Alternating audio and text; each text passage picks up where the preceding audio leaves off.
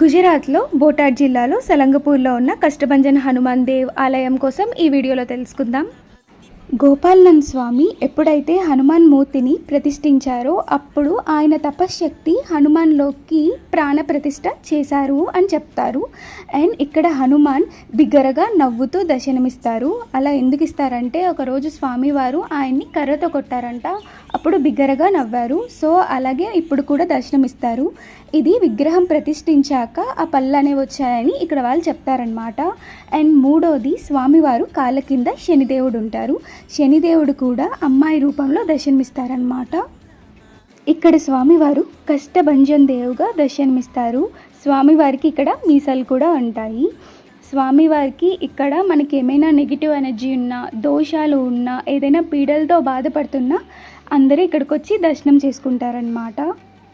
మీకు ఈ వీడియో ఎలా అనిపించిందో కింద కామెంట్స్లో చెప్పండి. And please do subscribe. Bye.